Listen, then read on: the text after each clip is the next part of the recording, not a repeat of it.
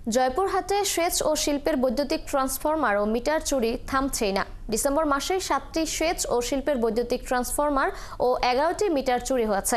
এমন পরিস্থিতিতে আলু ও রবি ফসলের সেচ নিয়ে হতাশা আর উৎকণ্ঠায় আছেন কৃষকরা। ট্রান্সফরমার চুরি রোধে নিজ দায়িত্বে পাহারার ব্যবস্থা নিতে পল্লী বিদ্যুৎ সমিতির পক্ষ থেকে মাইকিং করা হচ্ছে। অন্যদিকে পুলিশ বলছে ট্রান্সফরমার ও মিটার চোর চক্রের সদস্যদের গ্রেফতারে অভিযান চলছে। মোয়াজ্জেম হোসেনের তথ্যছবিতে প্রতিবেদন। জয়পুরহাট সদর উপজেলার কেন্দুল গ্রামের গভীর নলকূপ বসানো একজন আব্দুল হালিম শাহিন। তার নলকূপের 3টি বৈদ্যুতিক ট্রান্সফরমার চুরি হয়েছে। এর জন্য তাকে জয়পুরহাট পল্লী বিদ্যুৎ সমিতির কাছ থেকে ট্রান্সফরমার পেতে আবার দিতে হবে 2,08,000 টাকা। তিনি বলছেন, টাকার অভাবে পল্লী বিদ্যুৎ সমিতি থেকে ট্রান্সফরমার নিতে না পারায় এখন সেচ দিতে পারছেন না জমিতে। শুধু এখানেই না, জেলার 5 উপজেলাতেই ট্রান্সফরমার চুরি বেড়েছে। চলতি রবি শস্য মৌসুমে সময় মতো জমিতে সেচ দিতে না পারায় ফসল বিপর্যয়ের শঙ্কায় আছেন কৃষক। ডিপটি বলে ট্রান্সফরমার চুরি হয়েছে এবং আমার ডিপটি বলের স্কিমে 40 থেকে 45 বিঘা আলু এবং গ্রাহকেরা খুব অসুবিধার মধ্যে আছে। ট্রান্সফার কিনো কালকে কিনো নির্দেশ করো, এই যে ঘুরানি প্রশাসনিক কোনো ব্যবস্থা নাই। এখন এরা কোনো একটা ব্যবস্থা করে দেন, তাছাড়া কোনো আমাদের আবাস খুব সমস্যা হয়ে যাচ্ছে। এলাকার মানুষের দাবি, পল্লী বিদ্যুৎ ঠিকাদার সংশ্লিষ্টরাই এর সাথে জড়িত। তবে ঠিকাদাররা এই অভিযোগ অস্বীকার করেছেন। পল্লী বিদ্যুতের মারাত্মক অনিয়ম, এরা অনেক অনিয়ম করে, এদের মিটার চুরি হয়, ট্রান্সফরমার চুরি হয়, আবার ওরাই বের করে দেয়। ধরা পড়ছে ট্রান্সফার চুরি, এরা তো খালি ধুয়ে খালি দাবিন হয়ে চলে যায়, কিন্তু আমরা তো এর কোনো অ্যাকশন পাই না। যাকে ধরা হলো সেই লোকটাকে ঠিকাদারের কিনা এই ধরনের কোনো প্রমাণ আজ পর্যন্ত পাওয়া যায়নি। এদিকে ট্রান্সফরমার পাহারার পরামর্শ পল্লী বিদ্যুৎ সমিতির কর্মকর্তার। চুরি রোধের জন্য একটা ব্যাপক গণসচেতনতা দরকার। ট্রান্সফরমার গ্রাহকরা পাহারা দিবেন, আমরা মোটিভেশন মিটিং করি, আমরা গ্রাহকদের উদ্বুদ্ধ করি গ্রাহক প্রান্তে গিয়ে যাতে চুরি না হয় সেই বিষয়ে গ্রাহকদেরকে মোটিভেশন করি। পুলিশ সুপার বলছেন, ট্রান্সফরমার ও মিটার চোর চক্রের সদস্যদের গ্রেপ্তার করতে পুলিশের অভিযান অব্যাহত রয়েছে। তবে এজন্য সবার সহযোগিতা চেয়েছেন তিনি।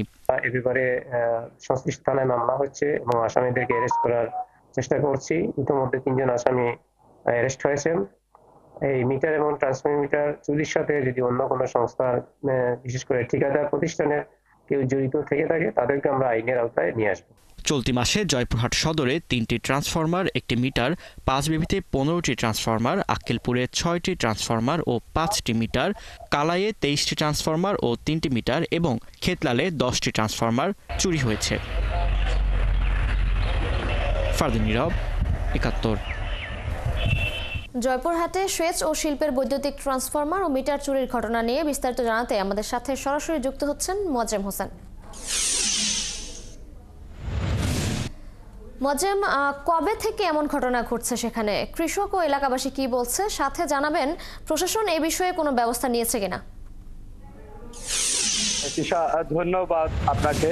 আপনি যেমনটি প্রতিবেদনে বলছিলেন, এই চিত্রটি কিন্তু শুধু এই বছরে জয়পুরহাটের এমনটি না, এইটা কিন্তু গত প্রায় 8-10 বছর ধরে ঠিক এই চিত্রটা এইরকমই।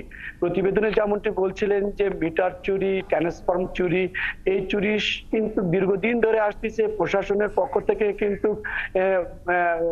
মাঝে মধ্যেই কিন্তু এইসব চোরকে ধরেও, কিন্তু এরা পরে জামিনে ছেড়ে আসে, পুনরায় চুরি হয়।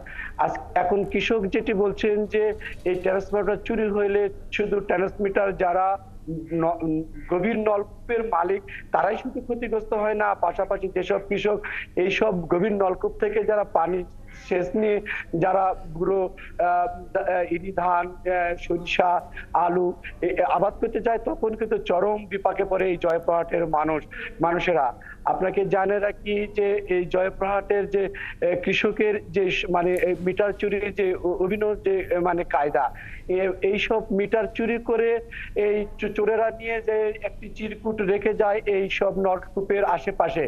যখন মালিক আসেন তখন দেখা যায় যে ওই চিরকুটের মোবাইল নাম্বারে ফোন করলে তারা ফোন থেকে কিন্তু যারা জানায় যে আমাদেরকে এই মোবাইলে যদি এত টাকা দেওয়া হয় তাহলে আপনার মিটারটা ফেরত দেওয়া হবে। কৃষক যখন এই মোবাইলে যখন আপনাদের 5,000 10,000 টাকা যখন দিয়ে দেয় তখন কিন্তু এইসব কৃষককে কিন্তু একটা লোকেশন দিয়ে দেওয়া হয়, বলা হয় যে এই আপনার ঘরের পরিত্যক্ত জায়গা কিংবা কোনো রাস্তার পাশে পড়ে আছে সেখানে গেলে তারা কিন্তু আবার মিটার পায়। এভাবেই কিন্তু জয়পুরহাটের এখানকার ট্রান্সমিটার চুরি হচ্ছে। শুধু এখানকার প্রশাসনেরা শুধু আশ্বাসই দিচ্ছে, এখানকার কিন্তু কৃষকরা কিন্তু একটা বড় মানে দাবি করেছে যে এই যে বারবার যে চুরি হয় এই চুরির পিছনে কিন্তু এই পল্লী বিদ্যুতের ঠিকাদারের যেসব সংশ্লিষ্ট লোকেরা আছে তাদেরই কিন্তু এটা যোগসাজশ আছে। কেননা এই যে কিছুদিন আগে গত মাসে কিন্তু একটি যেটা অপ্রকাশিত যে ঠিকাদারের কাছ থেকে কিন্তু এই যে মালামাল চুরি হয় এইসব মালামাল কিন্তু অনেক টাইমে কিন্তু ঠিকাদারের যে লোকেদের কাছ থেকে পাওয়া যায়। প্রশাসন তাদেরকে ধরে কিন্তু কিছুদিন পরে কিন্তু তারা কিন্তু হলো আইনের ফাঁকফোকর দিয়ে কিন্তু ছাড়া পায়। আর আপনি যে মানে যে বলছিলেন যে প্রশাসন বারবারই কিন্তু বলে, কিন্তু এখানকার কৃষকের প্রাণের দাবি যে এইটা বারংবার না, এইটা প্রশাসনিক ভাবে শক্ত হাতে যদি দমন না করা যায় তাহলে কিন্তু এই জয়পুরহাটের কিন্তু কৃষকরা কিন্তু বাঁচানো করা সম্ভব নয়। আপনি জানেন মোজাম, ধন্যবাদ আপনাকে। আপনার মাধ্যমে জয়পুরহাট থেকে সেচ ও শিল্পের বৈদ্যুতিক ট্রান্সফরমার মিটার চুরি নিয়ে জানছিলাম।